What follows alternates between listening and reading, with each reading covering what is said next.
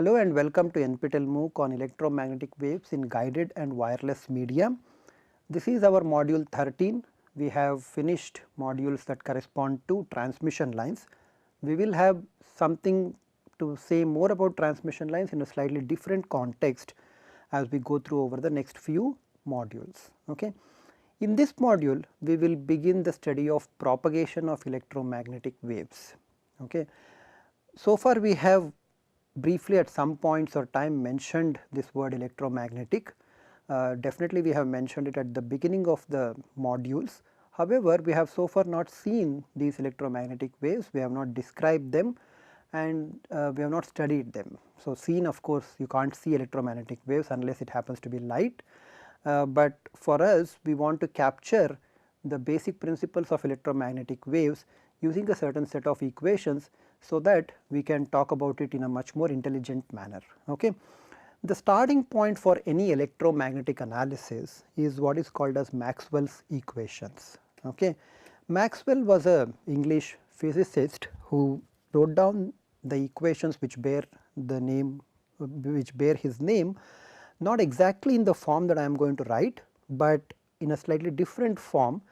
The form that we are going to use to call Maxwell's equation uses what is called as vector field quantities. I will talk to you about what a vector field quantity is in a short while, but I would want to put down this Maxwell's equation to begin with, so that we have a sense of what we are looking at. Okay. These equations, as I told you, were put down by Heaviside, who was another English physicist whom we have already seen in the Heaviside condition that we talked about in the transmission lines. And the equations, there are 4 equations basically, supplemented with another equation called as the material equations. Okay. Those are mostly phenomenologically done, meaning that they do not really come from first principles, but they are kind of based mostly on observations. Okay. And they actually depend on what type of material medium we are considering these equations in. So, what are those Maxwell's equations? There are 4 equations. Okay, and they are all written in terms of certain quantities called as electromagnetic quantities. There are 4 basic electromagnetic quantities that we are interested in, and these electromagnetic quantities are all vectors, and not only that they are vectors, they are actually vector fields, meaning that their value is different at different points in space, as well as that value keeps on changing. By value I mean the electric field, the magnitude of those. So, by value I mean the magnitude of those is different at different points in time, different points in space, as well as those magnitudes also keep changing with respect to time. Together we use this notation, where we write E with a bar on the top. This bar indicates a vector. Now, other ways of indicating a vector is to actually put an arrow here, and I decided not to use an arrow, but instead use a bar, makes my writing easier. In practice, or in a print, you will actually see that these electromagnetic quantities or any quantity which is a vector is usually given in the bold form. Okay. So, this is a electromagnetic quantity which is called as electric field, sometimes called as electric field intensity.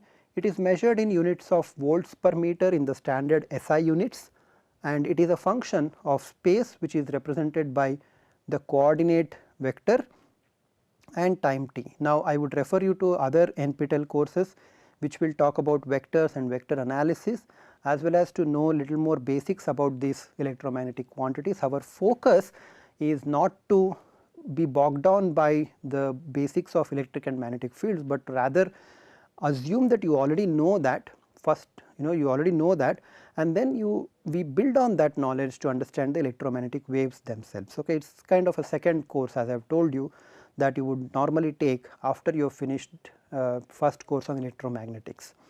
So, this electric field quantity you must have seen earlier is a vector field. It is a function of both position vector r. The position vectors are all given in this manner. So, this is a 2-dimensional position vector r. So, this may be a position of a point P1 which has a specific x1 and y1 points. Then you have another position vector which is say r2, the vectors, right. So, these are all the directions of them. So, position vector r2 would represent the point P2 which says x2 y2. This could be another position vector r3 and so on. So, at each position vector you have an electric field itself, right. So, the electric field magnitude and direction itself can be written, which would be the electric field. And not only that, these magnitudes can change over time. That is what we mean by space and time dependent vectors, and that is entire thing is called as a vector field. Okay. So, this vector field is what we have, and we will be dealing with this type of vector fields. The one that we considered or that we wrote here is called as the electric field electric field, or sometimes called as electric field intensity, and it is measured in volts per meter. And there are additional electromagnetic field quantities, vector fields. This one is called as a magnetic field, sometimes also called as a magnetic flux density. The way you call this as magnetic field or magnetic flux density depends on whether you are looking at literature from engineering point of view or from physics point of view. From physics point of view, this is usually called magnetic field, but we call it as a magnetic flux. Okay. This is measured in some per meter square quantities. Okay. We will not really worry about that B, because we do not usually work with B in these equations. Okay. We instead work with H, which we call as magnetic fields. Okay. Most engineers would call, electrical engineers would call H as the magnetic field, or sometimes called as magnetic field intensity. Okay. And this would be measured in ampere per meter. Okay. So, this would be measured in ampere per meter H, and then finally you have EBH and D, which is another quantity which is very similar to B in that we call, electrical engineers call this as electric flux density. We measure this one in some coulombs per meter square, but again we will mostly not be dealing with D, but instead only be dealing with electric field E. Okay. However, the equations that we write, which are valid for any general matter as well, is given by this del cross E is equal to minus del B by del T, del cross H is equal to J plus del D by del T. Then you have two equations, del dot D equals rho V and then del dot B equals 0. Now, many of these equations were known before Maxwell. Okay. In fact, this equation del cross E is equal to minus del B by del T is actually Faraday's law. Okay. Faraday did his experiments and then found out that if you take a conductor, okay, and then you take a magnet and then move this magnet in and out of this conductor, then if you measure EMF here, the electromotive force or the potential, this movement of the magnetic field in and out of this conducting loop will actually lead to a non-zero EMF value, which usually we denoted by this different type of a letter V, okay, a Greek V kind of a thing. Okay. He also found out that it does not have to be the case that only the magnet has to move. You keep the magnet stationary, but you move the the conducting loop. Okay. Even then there will be a EMF induced, and the nature of this EMF that is induced in the loop will be such that it will oppose the very force that is actually causing the creation of this EMF. That is, this will actually oppose the mechanism which is generating this EMF. Okay. And this minus sign was, and this phenomenon is called as Lenz's observation, and this is called as Lenz's law. The minus sign will and the EMF that is generated as a result of this back action is also called as a back action EMF. Okay. That this part was known, this is not something that Maxwell discovered, this was all known before Maxwell wrote down the equation. In fact, Maxwell followed much of Faraday's research, and he was very impressed by Faraday's research, and therefore he he did not have to invent this, it was already known.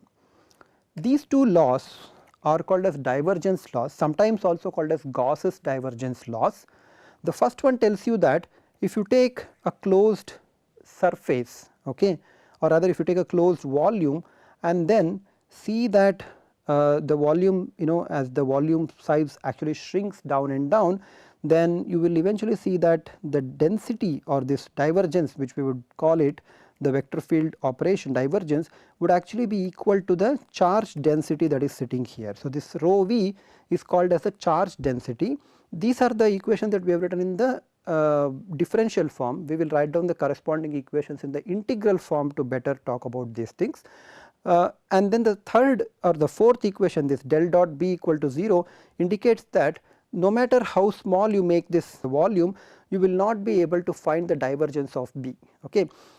A vector field is said to have a divergence when the electric field or the magnetic fields or any kind of a vector field exhibits this kind of a field behavior. Okay. So, the field lines actually look something like this, as though they are emanating from a source here. Okay. You can imagine that there is some sort of a charge enclosed in some closed surface, and then the electric field lines from the charge, assuming they are positive, they will all be coming out, right. So, there is a source actually to generate that electric fields, and in the matter we, instead of talking about the electric field E, we talk about this vector D, which usually does not really have a name, but we do call it as electric flux density or electric displacement vector field. Now, the source of the electric flux or the electric flux density is actually the charge. Okay. And we know that you can always isolate a positive charge and a negative charge. Therefore, this phenomenon of D having a non-zero divergence simply follows from the fact that you have charges which are positive or negative, and they can be isolated with respect to or other. Okay. However, no such luck is there in the magnetic fields. Okay. You can take a magnet, you can break it up, that magnet, into smaller and smaller fragments. No matter how small you go, you will not be able to find anything that would be saying, say, this is north pole and this is the south pole. Okay. These charges, positive and negative, are analogous to positive, or rather north pole and a south pole, and you will not find these two poles isolated. Wherever there is a north pole, there is always a south pole. Okay. So, the field lines of this B would always have to loop back. The field lines of B always has to loop back, indicating that these lines have no beginning and no end, and therefore, they have no divergence. Okay. It is like turn on a tap of water, and when the water starts to flow, if you just isolate the water tap portion itself, it seems that the water is coming out of the tap, but you follow the water going back to its sources and other things, and the water eventually reaches back to the top, back to the tap, then forming a closed loop. That would be the analogous situation for B having no divergences. Okay. So, del dot B equal to 0 is sometimes therefore called as no isolated magnetic poles can exist. Okay. Magnetic poles are sometimes called as monopoles. Okay. Mono meaning single, and pole being like the charge, equivalent of a positive charge or negative charge, but in the magnetic case. So, we say that no magnetic monopoles exist. All magnetic poles or magnetic basic magnetics that you are going to have will have both north and a south pole. So, these are called as dipoles. Okay. So, there is nothing that has only a positive pole or a negative pole. So, this north and south does not actually exist, I mean isolated does not exist. Okay. So, these divergence laws were also known, it was not that it was kind of discovered, although there is some controversy or some kind of an observation with respect to this 0. Now, there was another English physicist called Dirac who won a Nobel Prize for his work in quantum mechanics. He postulated, or he actually showed mathematically, that for this set of equations to be consistent, you also need to have a magnetic charges, that is magnetic monopoles. Okay. He did it in a very different context, and the arguments are quite involved, we do not want to go there, but he showed that magnetic monopoles have to exist for the charges to be quantized. Remember, the charges are always quantized in terms of the basic electric charge, right. The electric charge will be the electric charge of a single electron, which is about minus 1.6 into 10 to the power minus 19 coulomb, right. And this minus comes because we consider the charge on an electron to be negative and the charge on a proton to be a positive. So, this is the fundamental unit of charge. Okay. We can say that the current has a value of something, but what we actually mean is that we have so and so many number of electrons passing that particular point where you are measuring them, and you can't say, oh well, I will have a charge which will be like say 1/3 of E or 0.67 times of E. These are not allowed, because the fundamental unit of charge is quantized and the quantity magnitude will be 1.6 into 10 to the power minus 19 coulombs. Okay. Because we decided to use coulombs, so this shows that electronic charge is actually quite small, but if you take the fundamental unit of electric charge to be equal to 1, then you can see that there are huge number of electrons in 1 coulomb. Okay. So, anyway, that is the conversion problem that we do not have to worry about, but what he showed was that for the electric fields to be quantized in this way. Why should electric fields be quantized? He says that it is because the magnetic monopoles must exist in nature. Okay. However, so far no one has figured out these magnetic monopoles experimentally, therefore, we do not write a rho m term here, at least not in the physics way. Mathematically you can still write rho m and then introduce another quantity here to make this entire equation consistent, but you do know that there are no magnetic monopoles and there are no magnetic currents, at least so far no one has been able to find anything here. Okay. Now comes the second equation, which I deliberately omitted in discussion. I went straight to the third and fourth equations. What was known before Maxwell was this: we knew that del cross H is equal to J. Okay. What this is actually known as is Ampere's law. What it simply means is that a current carrying wire, okay, if there is a current I that is being carried by a wire, it will generate magnetic fields. Okay. And these magnetic fields are all represented by this H. The corresponding integral equation for this is that if you integrate the magnetic fields around a closed loop, that would actually be equal to the total current that is enclosed by that particular loop. Okay. So, you have this magnetic fields in space and then you draw a circle around the magnetic fields, and then when you integrate the magnetic field along that particular line, you will actually see that that would be given by the, that would actually tell you what is the total current that is enclosed by that loop. Okay. So, this was known, there was no problem with this one, and in the vector notation this Ampere's law is given by del cross H is equal to J. However, vector field relationships also tell us that when you take a dot product onto del cross H, please remember that del cross H is what is called as a curl operation. We will say slightly more about the curl operation later on, and this del dot is a divergence operation. What we are saying is that divergence of the curl was always of any vector field quantity will always give rise to 0. Okay. So, this is mathematically done. So, you can't do anything about this portion here. Now, what is del dot J? It turns out that del dot J actually represents the flow of the current, because in the this one in the equation you can actually show that del dot J integrated over a certain volume is actually equal to the closed surface integration of the current over that surface area of that volume that is bounded by that surface area. And what we have seen is that this integration of J dot ds, which is what the divergence of J, there has to be some source for that current. J is called as the current density, and the source for that current is actually the charge that is decaying inside. Okay. So, as the charges are moving out, they will constitute a current. Okay. So, del dot J is non-zero in general. In fact, del dot J would actually be equal to minus del rho by del T. Okay. This was also known, of course, to sustain a current you need charges, and these charges have to be moving. So, this is non-zero in general, whereas the left hand side is equal to 0 all the time. So, you have 0 on one side, non-zero on one side. So, clearly there is some inconsistency in this entire equation. Okay.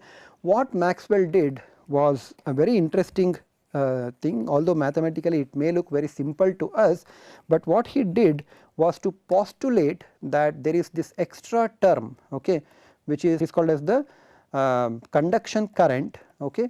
He showed that this conduction current or conduction current density, when you add it to this equation Ampere's law, then the equations become consistent. Why? Because now when you take del dot del cross H, which would be equal to 0, this would actually be equal to del dot J plus del by del T. I am interchanging the del operation with respect to the time derivative operation, but I know that del dot D is actually equal to rho V, and therefore, I can write this equation as del dot J equals minus del rho V by del T, right.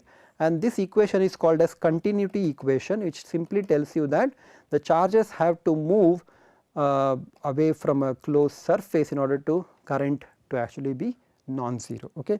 So, this continuity equation is something that comes from apart from Maxwell's equation. This is experimentally done. So, this was known earlier. What Maxwell did was to introduce this continuity equation into this del cross H, not exactly in the way that we have written, but he did introduce this term del D by del T and called it conduction current density, and that actually fixes all of these problems with electromagnetic fields. So, he made the equations consistent, and in one stroke of genius he actually combined electric field and magnetic fields into a single entity. Although the idea was there before, from Ampere, Faraday, Biot-Savart, Gauss, there was all these ideas floating around, but Maxwell was the one who kind of unified these electric and magnetic fields, and therefore these equations are rightly called as Maxwell's equations. This term may appear very simple, but it really kind of fixes a lot of problems with electromagnetic theory itself. For example, if you take a simple capacitor, right, you can see that there will be current going in and current coming out, this current and current, but if the space between the two plates is nothing, then how can there be current continuity, right? And without continuity, who is generating this current I onto the right hand side? I mean, someone has to be generating that, right? And what he found out was current continuity can be restored if you postulate the existence of del D by del T as the displacement current. Okay. So, this is what Maxwell did, and because of that lot of problems got sorted out in electromagnetic theory, and now they form the basis of whatever we want to study, okay, or whatever we study with respect to electromagnetics. So, these two are called as Gauss's laws. Okay. So, we will call this as Gauss's laws, divergence laws, and this is called as Ampere because he did the initial experiments, and Maxwell because he figured out this unifying conduction current thing. This is called as Ampere-Maxwell law, or sometimes called as modified Ampere's law. Okay. In a matter, you have to relate D with E for this to actually be applicable in the matter as well. And if it is free space, meaning it is vacuum or it is just general air most of the times, then D is approximately equal to epsilon naught E in air and exactly equal to epsilon 0 times E in free space. Okay. And this epsilon is called as epsilon naught, which has a value of about 8.85 into 10 to the power minus 12 farad per meter, is called as permittivity of the medium, and in this case this is permittivity of free space. When the medium is simple, scalar, homogeneous, isotropic and linear, then the D field will be proportional to E field, and this proportionality constant in addition to epsilon 0 will also include this term epsilon r, which is called as relative permittivity, and relative permittivity will always be greater than 1, and this is the relation between D and E. There is a similar relationship between B and H. B is given by mu naught H in free space, and it is given by mu naught mu r H, although the relationships are slightly more complicated in the magnetic field. Mu naught with a defined value of 4 pi into 10 to the power minus, I think it is 7 Henry per meter, hopefully I have got the numbers correct, and mu r being the permeability, mu r being the quantity that is relative, these are called as permeability. Okay. They will tell you how easy in some sense it is to magnetize a certain material. The larger the permeability, the easier the material can be magnetized. Okay. Wood, for example, will have very low permeability. You can't turn a wood into a magnet as easily as you can turn an iron into a magnet. Okay. So, that is where permeability would actually come in. Okay. And we now need to just look at two operations. One is called as divergence operation. As I have told you, or I have shown you, this operation is called as divergence operation, and it usually has a field structure which would be emanating from a source or it would be terminating onto a source. Okay. Mathematically, of course, to find out this divergence, we write del dot D mathematically as D field integrated over a closed surface. So, you can imagine that there is a sphere, and that is kind of, or any kind of a shape, does not matter. You have a closed surface, and over that closed surface you integrate the D field, okay, and then divide this one by the volume that the surface actually occupies, okay, and then you let the volume go to 0, so that you have what is called as divergence. Okay. So, you can imagine that there is a closed surface, and you can actually integrate your D field over this and then shrink the volume down to a point, and you get the divergence. Curl, on the other hand, is defined as integral of a quantity over a closed loop. Okay. You imagine again a surface which is an open surface, okay, and that is bounded by some contour, okay, and then you take the H fields over that or any kind of a vector field, integrate it over the closed contour, and then divide this one by, sorry, that went off to something else, divide this one by delta S, where delta S is the area of this open surface. Okay, this has to be important, the surface area has to be open, okay, and the sense of direction, whether it is positive or negative, is usually done by the right hand rule, okay, and we will come to that one later on in case we would really like to know, but I am assuming that you already know how to work with this, right. And as you let delta S go to 0, you see that what the quantity that you are going to get will be called as the curl operation. Okay. Finally, for completeness sake, let me mention the integral versions of these equations. I am sure you would have seen them. You can turn these integral differential equations into integral equations by invoking Stokes and divergence theorems, something that you may already have seen. Okay. So, you have minus del b del t dot ds. Please remember, this is a closed line integral, this is an open surface integral. Similarly, you have h dot dl closed line integral to be equal to integral of j dot ds plus integral of del d by del t dot ds, and then I will only write one of the equations here, d over ds over closed surface integral will be equal to integral of rho v dv, rho v being the charge density measured in coulombs per meter cube. Okay. So, you can write down the remaining Maxwell's equation, the divergence equation, and complete this set of equations. In free space, j will be 0, epsilon 0 will rho v will be 0, and that is the case that we are going to start looking for electromagnetic waves. Thank you very much.